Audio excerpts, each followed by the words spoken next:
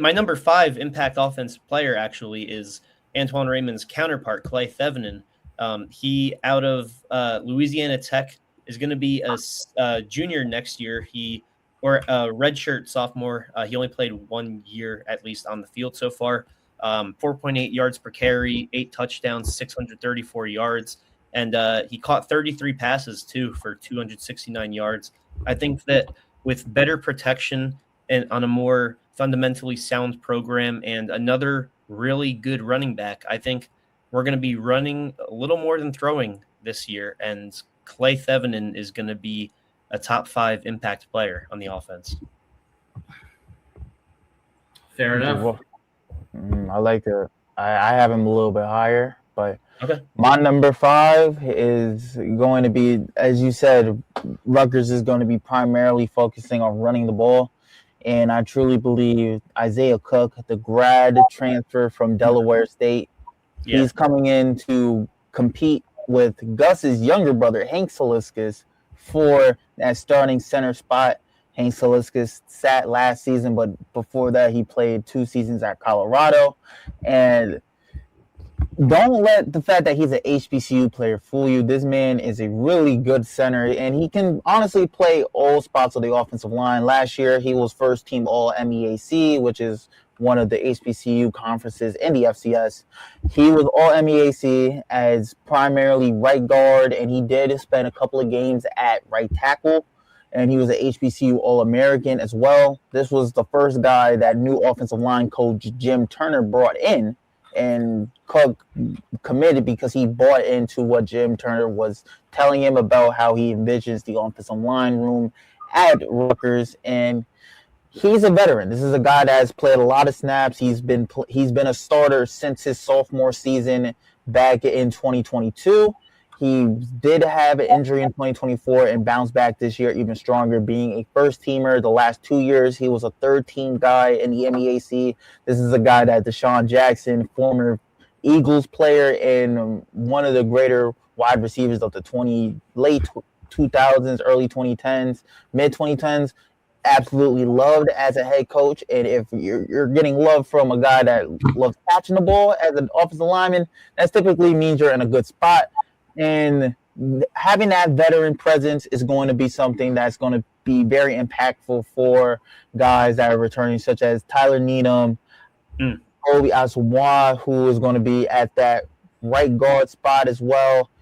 And him out there making calls at center is going to provide a big impact for an offensive line that is still strong enough with the returners and are able to just fine-tune under this Jim Turner unit. Sure.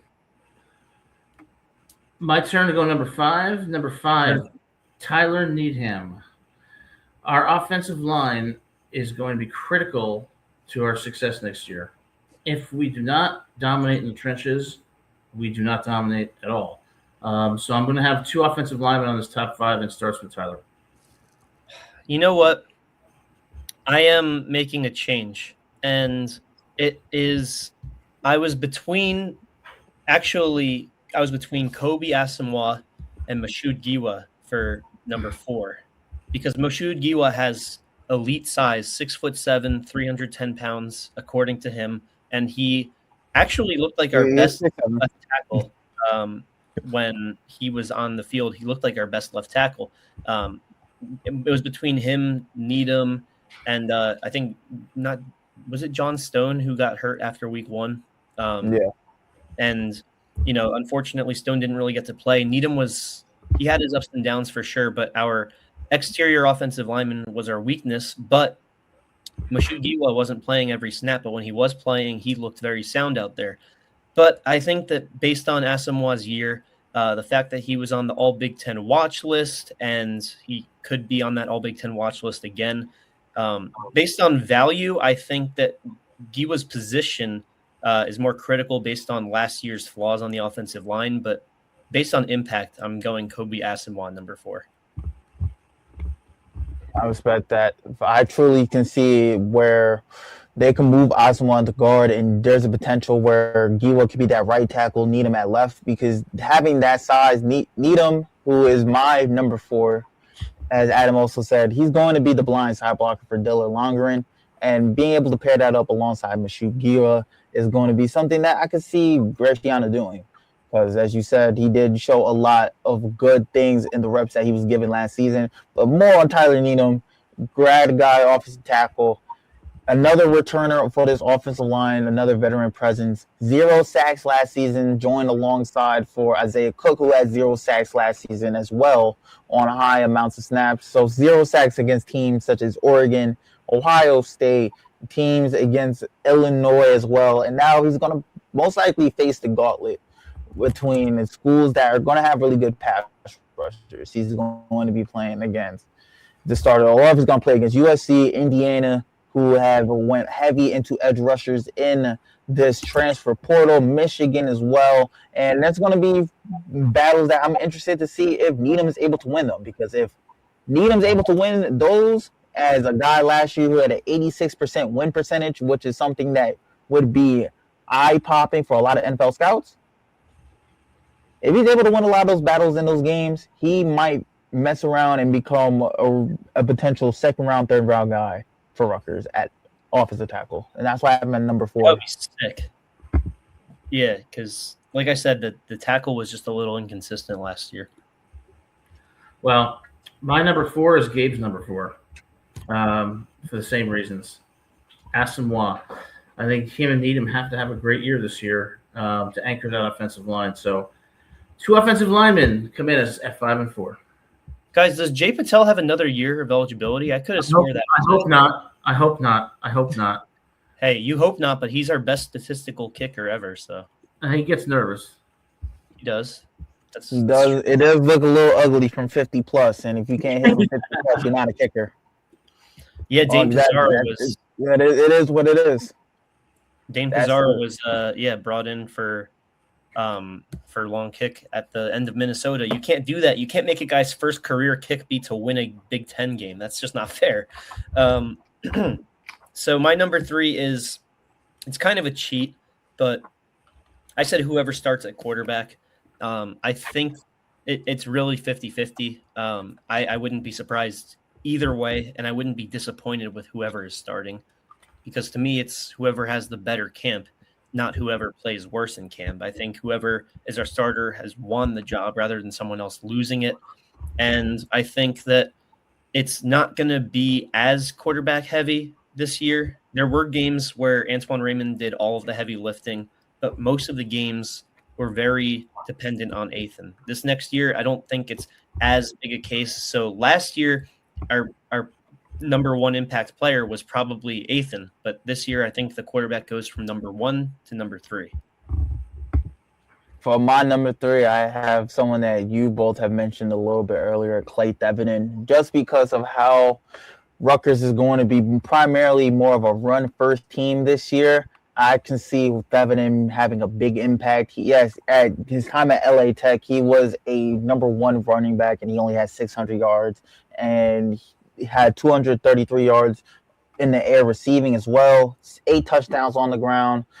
I can see those numbers go up because he's going to have a way better offensive line than what he had at Louisiana Tech. Louisiana Tech was one of the lackluster teams in the American last season. So he's going to have – well, no, it wasn't the American Conference USA. He was one of the more lackluster teams in the Conference USA. So going from that to now with Rutgers, he's going to be sharing carries with him. He's going to be sharing carries alongside Antoine Raymond. I know a lot of people and a lot of projected depth charts are saying Deshaun Benjamin because he's back and he played a couple of games last year. Thevenin looks like a better running back than Benjamin, unfortunately. So that's why I can see him being RB2. I could see Deshaun Benjamin coming in on third down situations or to spell either guy or any other guy get hurt. I knock on wood for that. But Thevenin has the potential to be a guy that can have over 800 yards rushing to having around 400 yards receiving. I truly believe he's going to be that check down option for Dylan Longren whenever he's in the game, when it's a passing situation, and being able to have that tough running with Antoine Raymond through first and second down, and then third down having the speed guy such as Clay Thevenin there's going to be situations in games where Thevenin is going to benefit from Raymond and get a lot of good gashes due to how hard Raymond runs the ball, and then having to deal with a guy that's faster than you. Right after that, coming into the game, is going to be something a lot of Big Ten teams and just teams in general on the schedule are not going to have the joy of dealing with. So that's why I see if Devin is able to have a good year, there's a chance where Rutgers has a top 5 running back tandem in the entire Big Ten. I have already right now Ohio State with Bo Jackson. I have Michigan ahead of them as well. I have Iowa ahead of them, which is 3, and then USC, and arguably Rutgers is number 5. So yeah, Penn State if Devin is able to have a good year, there's a chance right now where he can make a lot shake for this for Rutgers. So number 3, I got to go back to that wide receiving core, Ben Black. We really need somebody who's going to complement KJ Duff, or KJ Duff's not going to have a good year, because if we don't have a legit threat in the wide receiving core, a legit downfield threat, they're going to bracket Duff. They're going to be all over him. So I think it's critical for our offense to have, the equivalent of another Ian Strong. I'm looking at Ben Black. Yeah, I think Ben Black had enough good moments last year to come into camp as wide receiver too. But going back to the Thevenin versus Jashawn Benjamin thing, Thevenin was kind of brought in to replace C.J. Campbell. And when C.J. Campbell was playing, he was RB. At that time, he was RB1. He was getting more carries than Raymond. Yeah, they were pretty close. They were splitting carries. Jashawn Benjamin was barely RB2. It was between him and Sam Brown, the not first, second, third, or fourth, but the 5th. And I just don't think that a guy who couldn't separate himself from Sam Brown, who I hope has a good year at Temple, I just don't see how he's RB2 over a guy with legitimate football experience at the college level. Yeah, and I just wanted to mention as well, just to re-clarify my top 5 duo list, I truly believe Rutgers is going to be below just these guys. They're going to be below Indiana with Kobe Martin, Turbo Richard, because they have Indiana has a lot of their offensive linemen returning outside of Pat Coogan. Then number 2, most likely is going to be Bo Jackson, Isaiah West at Ohio State. Number 3, Jordan Davison and De'Aaron Hill at Oregon. And then number 4 is going to be Iowa, Kamari Moulton and L.J. Phillips, a guy, Phillips, who led the FCS in rushing with 1,900 yards last season. And then after that, Rutgers looks like a better combination than I would say Jordan Marshall and Savion Hitler in Michigan. That's close. Hitler is good, but I don't know about Mitchell. Savion was the best player in the class. Savion was good. Savion is good. It's not about Savion here. It's about Mitchell. More, I could say Raymond and arguably Devin, and depending on how well he plays, can have a more impact than Mitchell. I could truly believe with how Penn State has moved on from Nick Singleton and Katron Allen. Their new guys and Quentin Martin Jr. and Cam Wallace. They're still really green. So Rutgers has the edge over those two just because Raymond and Devin have had running back experience in games compared to what Penn State guys have had. A lot of their game situations have been when Penn State blown them out in late game. So I truly believe if Devin is able to do what he's able to do, there's a chance that Rutgers has an RB tandem that can rival a lot of good schools in the Big Ten. Man, Cinema Man, have some respect, man. Damn. Sam Brown did always get injured. And about Savion, a bit anti-Semitic that they're sending Hitter to Germany for week 1. Jeez Louise. Oh, God. I digress, though. My Kamari Moulton, that was the running back that burnt us, right? He was their RB2 that went berserk on us. Yep. Because their RB1 was out, and he was the one that stepped up, and him and Gronowski had like 4 rushing touchdowns, something insane. My number 2 is, speaking of rushing, going to be Antoine Raymond. And I think everyone's top 2 is probably Raymond and Duff. I'm not certain the order, but I think we might all agree on the order. But for me, I think Raymond is going to get more touches than Duff, no doubt about it. But the running is a little less fluctuant but wide receiver 1 is the most fluctuant week to week, and I think KJ Duff is going to be number 1 for me. Spoiler alert, I know that, like, I was technically supposed to wait on that, but I think it was pretty clear that he was number 1. But my number 2 is Raymond, just because I think if he gets his 100 yards to 120, or 150 to 180, like, you expect that from him, but nobody expects a Rutgers wide receiver 1 since the early to late 2000s to be as good as Duff has been the past, I would say, like 8 to 10 games of the season. And going into next year, Duff is going to be a top 3 wide receiver in all of college football. I have at my number 2 the guy that's going to be throwing the ball to him, and Dylan Longerin, and that's because he had arguably a better year than what Ethan had during his last year in Minnesota. So he's coming in as an upgrade already. So having one of his better games in the season against Big Ten competition, as we said, in Michigan, and now being able to pair up with a better wide receiving unit with KJ Duff, despite Deshaun Carter, you can also say Cody Koch as well, Ben Black. Those are all guys that if they went to BC right now under Bill O'Brien, they would all be wide receiver 1s.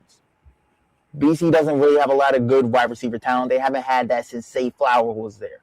And now you're giving a guy who was able to do what he did with 2,900 yards last year and still had a 12-7 touchdown to interception ratio, something that was a better ratio than what Ethan Kelly-Mans had at Minnesota with better receivers. There's a chance right now that those numbers go from 2,900 to potentially, I would say, 37 to 3,900. Oh, my goodness. Yeah, I would hope. I mean, Adam, who's your number 2?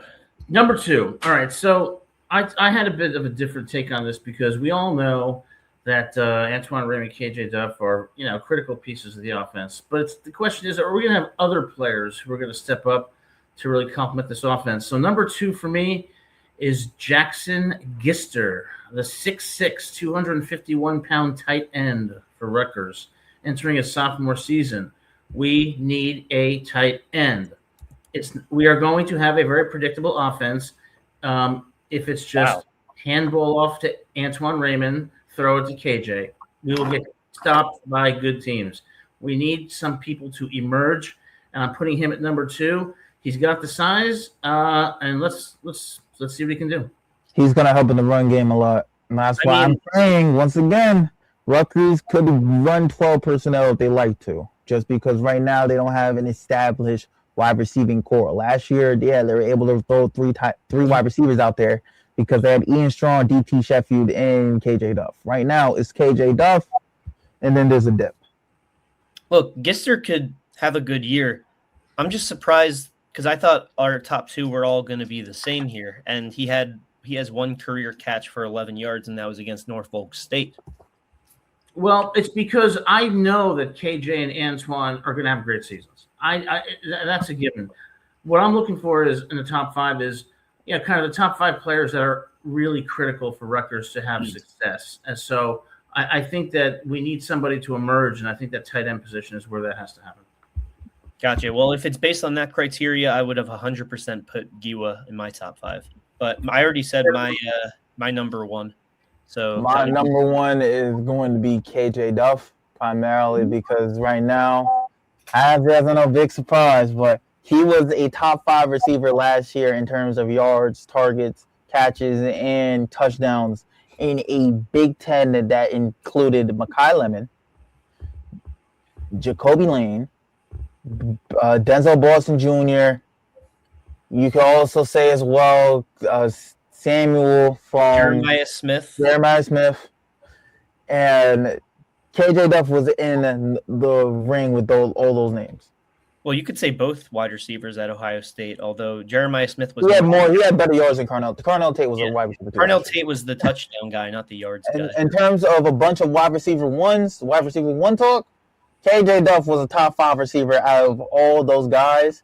And now with most of those guys out of the way, most of them being in the draft last year, honestly, if KJ Duff wanted to hit the draft this year, It's unfortunate that he's a sophomore because honestly, if he was a junior, he would have been a guy that a lot of teams in the NFL would look at. And that's why right now, as a junior, the same way Jeremiah Smith is a junior, they're both trying to become top 15 picks. KJ Duff, if he does what we all think he's going to do, he's a guy that he could be a first rounder next season in the 2027 NFL draft. And by the way, Adam, I know you. He has speed, he has the route running, he has the contested catch abilities. If he's able to do that, he's going to be potentially one of the highest picks for Rutgers in their history. I don't think Rutgers has had a first-round pick, not only just in this decade, not only just in this 2000 century.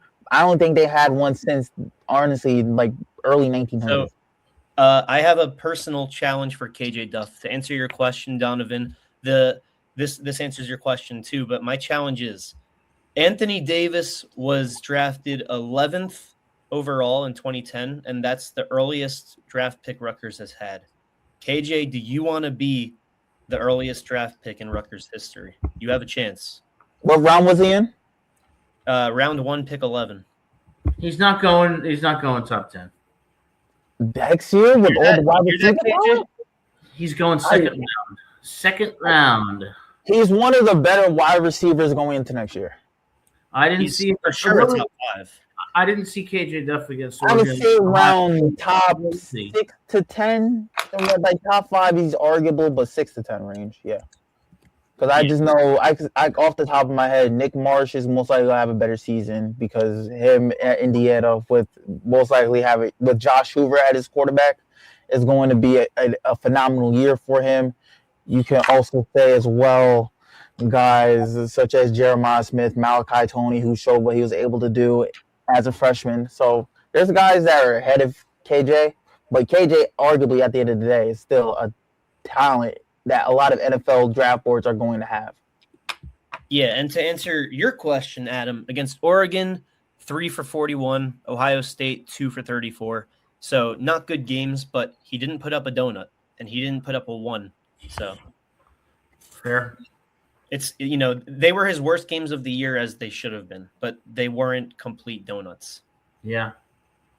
And Adam, who is your number 1? Is it also, or is it someone else?